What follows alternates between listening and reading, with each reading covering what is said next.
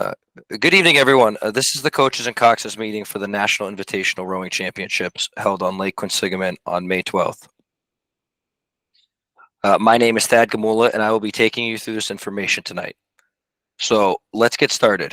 First off, I would like to introduce you to Laura Kunkemuller, the Associate Commissioner of the Intercollegiate Rowing Association, who would like to say a few words. Laura? I want to echo Thad's welcome. I just have one piece of information for all of you, except to say that we're very excited for a great weekend of racing. If you want the link to streaming, there are two places where you can get that. The first is on Row 2K starting Friday evening, or you can go directly to overnight.com, except it's overnight without an I, so it's overnigget.com. And if you go to one of those two places, you can access the coverage for the races. So as I said, we're looking forward to a terrific weekend of racing, and we look forward to seeing you all there. Thank you, Laura. Now the Regatta Director, Patrick Diggins, would like to say a few words. Patrick? Thanks, Thad. Just like to echo both of their welcomes, and looking forward to a great regatta this weekend. And also wanted to mention that you should check with your coaches as they have the links to pay for the admission donation in advance, and would really request that you do that. So please check with your coaches and get those, rather than trying to have your have parents and friends and spectators pay cash at the gate. It's less expensive if you do it in advance, and it's a heck of a lot easier for everybody. Looking forward to seeing you all in Worcester this weekend. Thanks, Thad. Thank you, Patrick. Also with us tonight is our chief referee, Kathleen Crow, who will go over the racing procedure and U.S. rowing portion of the presentation later on. First, let's start with some housekeeping. This is our new way of taking attendance this year. So if you could, please text 22333, your school code, which you'll see on the screen right now, to log your attendance. For example, if you represent Clark University, you would text the number 18480 to 22333 to show that you are attending. Text messaging rates may apply. If you are calling from a phone and feel you cannot adequately do this, please send me an email at thadgamula@qra.org to say you were here. I will generate the attendance after the meeting from the responses. Please be aware, you can enter as many responses as you want, but it's only going to register the last response given. And just as a side note, as we let the responses roll in, before we get officially started with the lanes and all that, please note, if at any time you have a question, you're going to please submit it by the question and answer feature. This can be found at the bottom right of the screen, as you can see in the little pop-up. It is a square, triangle, circle icon, and then you click question and answer from that. It will be monitored. Most likely, we will address these questions at the very end of the meeting. All right, I see quite a few responses loading in. We'll give it just one more minute to see if we get more schools to show up. Perfect. All right. So practice. Practice on the course is Saturday, May 11th from 9 a.m. to 12:15 p.m. and then once again from 1:30 p.m. to 5:30 p.m. Please note the course is closed between 12:15 p.m. and 1:30 p.m. There are races on the course at this time. We will close the course for launching crews at 11:30 a.m. from the morning shift, and then at 4:45 p.m. at the afternoon shift. Final closure for boats, everybody completely off the water, is at 5:30, which means if you find yourself practicing and you get to the end of the finish line and it's 5:15, please don't go up around again. Please dock your boat accordingly. As for the practice traffic pattern, all launching crews from Regatta Point must head directly north after they launch towards the start. Traffic from the DRC must go south outside of the course. So for anybody who's not familiar, Regatta Point is on the picture at the bottom left-hand side. DRC is just going to be local schools. So once again, traffic from the DRC must go south outside the course and proceed past the finish before heading north to the start with the crews launching from Regatta Point. Let me just be clear, heading past the finish is for practice day only, not for the race day. For those of you who haven't been here before, the lanes on the course are numbered 0 through 6. 0 is closest to the Worcester shore, so if launching from Regatta Point, lane 0 will be your closest lane. 6 is nearest to the Shrewsbury shore, so once again, if launching from DRC, lane 6 will be your closest lane. Traffic going to the start may use lane 0 or lane 1 or outside of the course to travel to the start. At no point when you are traveling to the start should there be pressure. We ask no pressure heading towards the start. At no point should any crew be in lane 2. So once again, with lanes 0 through 6, this is going to be our third fully buoyed lane from the Worcester shore. We'll have marshals and large wakeless launches in it. Please, if you're going outside of the buoy line to the start, do not follow the shoreline. There's a very shallow location across from the DRC, highlighted in yellow on this map as shallow, and it's marked that way for a reason. It's the pump house. It's a little red building. It's very shallow. You will rip off your skeg. There are orange buoys out there. Once you get past 290 and you go into the start cove, you will turn and go right into your desired practice lane. Lanes 3 and 4 are for pieces less than 1,000 meters, and 5 and 6 are for greater than 1,000 meters. You must go all the way down the course and through the finish line. At no point should you cross the course. That would be ended up you crossing lane 2, which is a dead lane. At no point, I repeat, at no point should you go down or cross lane 2, third fully buoyed lane. At no point should you also go beyond the Route 9 bridge. You can see at the very bottom corner of this map, there's do not cross Route 9. It's a large blue arch bridge just past the finish. You can't miss it. Do not row through it. We have police and EPO coverage only north of the bridge. Going past, that's no man land. Don't go past it. Landing is essentially the same docks you launch from. Once again, the course closes at 5:30. Please be off the water before that. All right, now for race day traffic. Same pretty much thought process. If you are launching from Regatta Point, it's the same as the practice day, except for you will promptly turn north and head up the course just like you did on practice day. The one major difference is you should never be in a buoyed lane on race day, except for when racing. If you find yourself in a buoyed lane going up to the start, immediately get out of it. Get off the course. Once again, no pressure. There's some tight locations between the course and the shore. They are marked. There are orange buoys. And same, the pump house is shallow. Please avoid it. We have actually lost a skeg or two from the past weekend at that location. The crews launching from DRC, you have two options. You can either go directly across the course to the Worcester side or travel south along the Shrewsbury shore outside of the buoyed lanes. Do not go past the 1,500 meter mark. So the difference between practice day and race day is practice day, you go all the way to the finish line. Race day, you do not go past the 1,500 meter mark. So please, before the 1,500 meter mark, turn towards Worcester and immediately cross. In both situations, whether you're going directly across the start or you're traveling down and then crossing, please be aware of races coming down the course. Do not cross in front of a race. If a race is remotely close to you, let it pass, then cross. All crews will eventually end up heading north under the 290 bridge to the small span at the Worcester shore.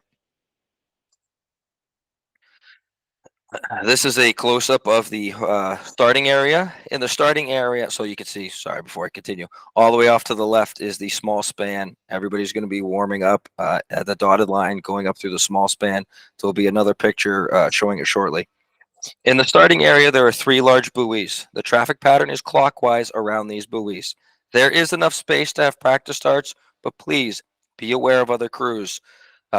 Be very aware of your surroundings. Don't do a start if there's another crew right on top of you. Please just be very aware. We ask you not to go through the buoys, and don't go to the back of the course, back of the cove. Excuse me. You can see our red shape that's in the back there. There are no actual buoys marking it. It's just a farther off area.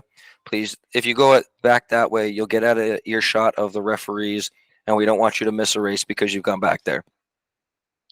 When your race is called and you are invited onto the course, you will proceed through the span at the Shrewsbury side. It's between the pier and the shore in numerical order. So 0 through 6. You will row past that pier, turn 90 degrees, and rotate your lane. Your crew will turn again and back it into the stake boat.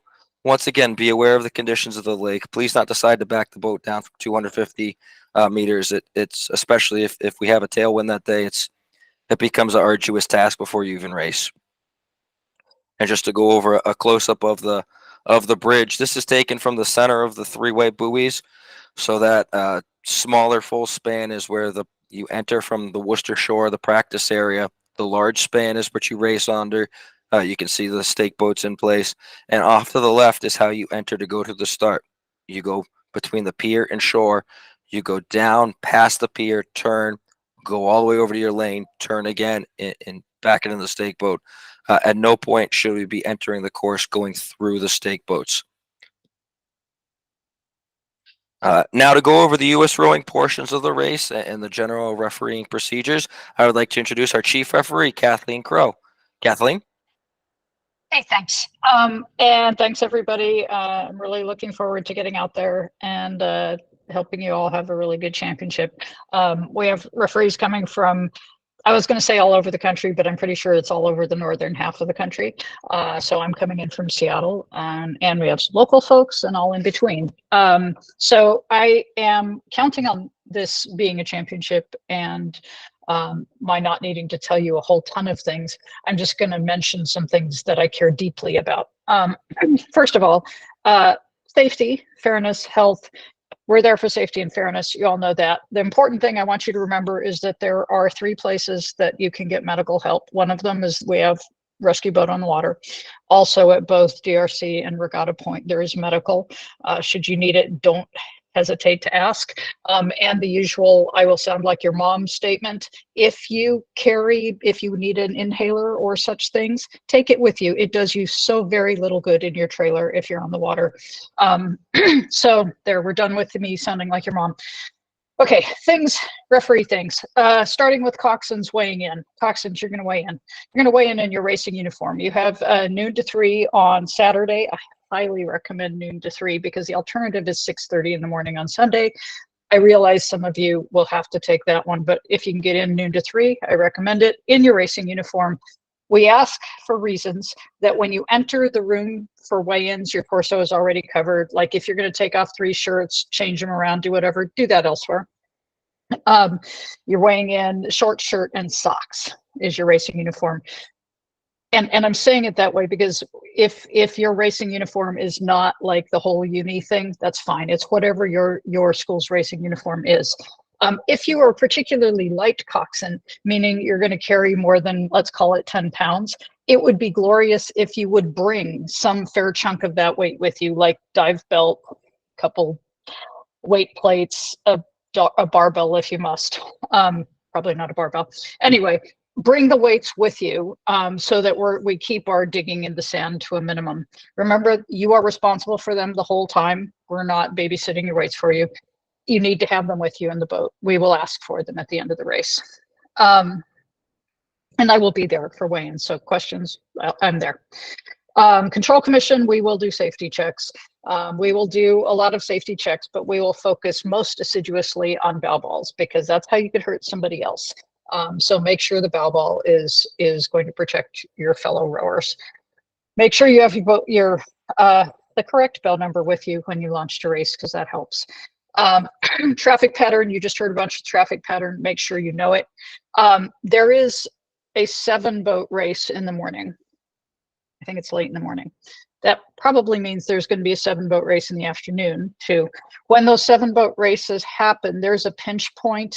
We're going to use lane 0 is what we're telling you. There's a pinch point over there. We will stop you so that you can't possibly wander into that racing lane. Just realize that's why we're doing it. You can look at the schedule and anticipate when we might be getting up to that, and we'll let you go as soon as we can. We just don't want you in that racing lane. Let's see, you've heard all the don't do practice starts in bad places. Stop while the race is coming by. It's polite. You wouldn't like being watched while you were racing. Remember that there's a breakage zone. You should, if you have breakage in that first 100 meters, you should stop and signal wildly that there's breakage, because not everybody I'm having come out is psychic. Some of them might be, but not everyone. So signal that there's breakage so we know to go see what's going on. The warm-up area in particular, again, championship regatta, we're going to try to keep chatter to a minimum. Mainly, you will expect to hear the marshal's voice when we are concerned that you are going to hurt yourself or somebody else. We're not going to do a lot of time calls. We're not going to announce a whole bunch of stuff. You don't want to hear it, nor do any of the people who live in the houses around there. So make sure you have a timepiece. Make sure it's set to the appropriate time zone. We will probably make one call that is telling you should come and queue up to get ready to line up by that bridge abutment. If you have breakage at any point in the warm-up area, tell the nearest referee. Don't just take it upon yourself to go back and see if you can find relevant equipment, because then we're not going to know where you are, and maybe we could fix it for you up there. So make sure you communicate early and often on that. Ideally, as was mentioned, ideally you line up as on the side where you're going to enter the course. Ideally, you line up in bow number order, 1 to 6 or 0 to 6 or whatever. So you're going to have time to get yourself in order. It helps if you know your bow number so that you can compare it with the ones around you. We are not going to do a whole lot of shuffling. We might make a couple gentle suggestions about, hey, lane 1, you might want to get up ahead of everyone else. If you don't want to do it and you choose to sit there, we're not going to wait everybody else. They're all going to go in, and then you're going to have the glorious fun of trying to get in and spun and backed down while everybody else is already in place. I don't recommend this. Also, about backing down. The picture that you just got shown showed a pretty little loop out and back in. I'm going to tell you that if you are spinning and getting ready to back down, and you look up and you are not seeing the bridge above you, you are too far from the stake boats. Like, you should be able to spin and back down under the bridge. It would make my heart happy and sing if you would do that and not go out 200 meters and back down. It'd also make your crews happy. This is going to sound kind of goofy, but there's a reason. When you back down to the stake platforms, the stake boat holders are not going to catch you until you are essentially stopped.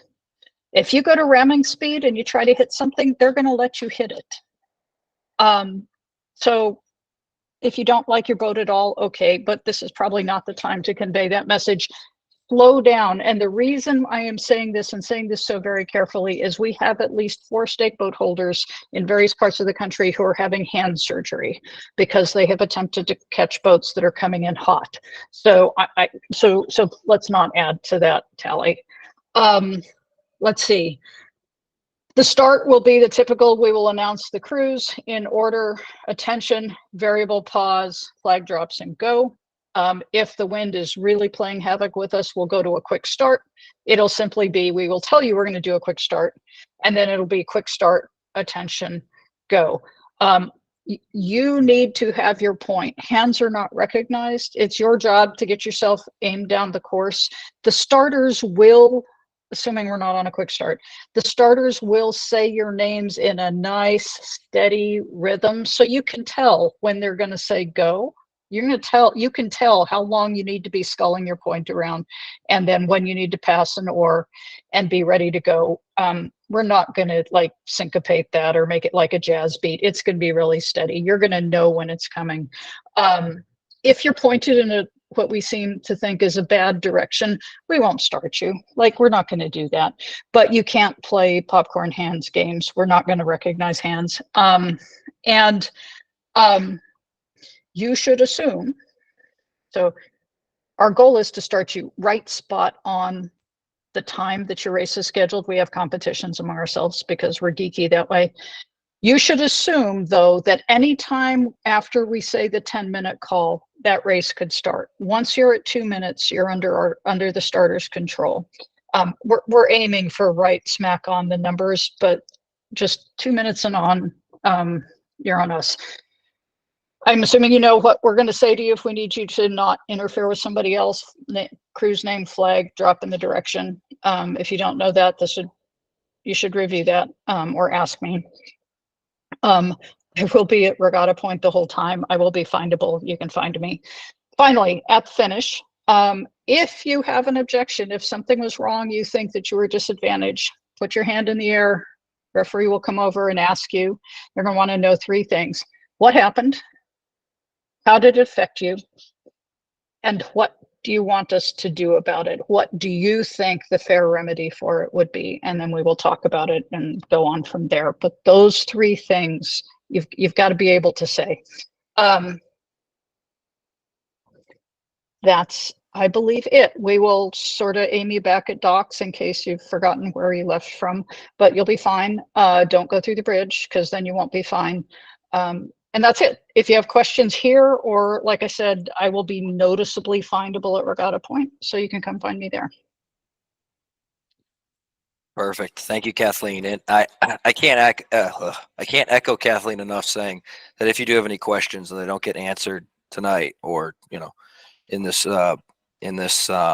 meeting, by all means, find them in front of Regatta Point Saturday, Sunday. They're very approachable. They will absolutely do everything in their power they can to answer your questions.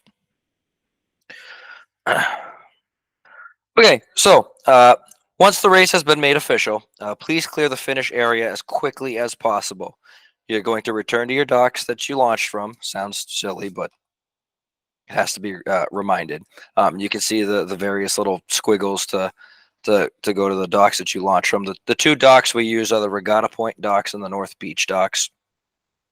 If you're going back to DRC, you're going to do the same thing. You're going to go up and around and then launch. If you do medal, there will be someone calling your boat over to the awards dock. You can see where that is on this map. You will go in reverse order, or bronze, silver, gold. Please just be aware of the shallow area around the finish tower. The last thing you want to do after you win gold is to rip your skeg off, landing at the awards dock. In the event of an emergency, we have many safety resources at our disposal. We have firefighters, we have EPOs, we have police. The U.S. rowing referees are a safety resource. Just to echo Kathleen, if someone needs help in the boat with a medical emergency, please let it be known. Put your hand up in the air, wave it around violently. You'll get someone's attention by all means. Absolutely let it be made known. Do not wait till you dock. Do not, if they need it, call it immediately on the water. In the event of a weather emergency, the same safety resources will make an announcement. If there is a need to evacuate the course, say we have a thunderstorm roll through, everyone from the starting area all the way to the 1,000-meter mark will go to the DRC and land. Everybody from the 1,000-meter mark to the finish will go to Regatta Point. So just keep that in the back of your minds. Weather looks decent from this weekend, but just please, 1,000-meter mark to the start goes to the DRC. South of the 1,000-meter mark to the finish goes to Regatta Point. Just to wrap up, we just have to make this note every year. Please, no public urination. Porta potties are provided throughout Regatta Point. If there is public urination from the boat to the lake, if caught, it's an automatic exclusion of the team, and you're not going to be invited back in following years. So just please make smart decisions out there.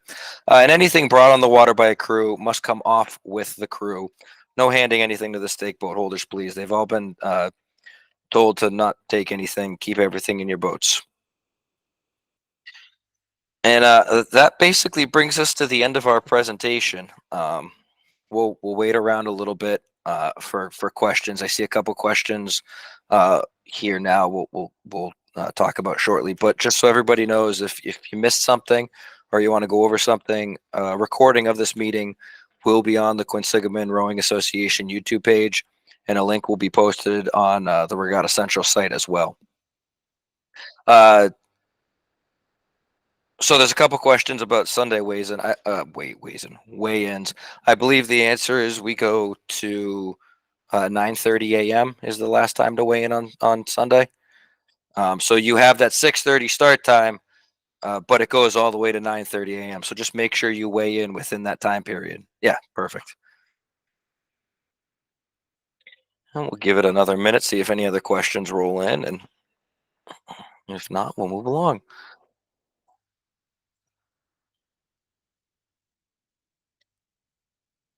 Perfect. There's absolutely nothing showing up. So unless Laura, Patrick, Kathleen, you have anything else to add?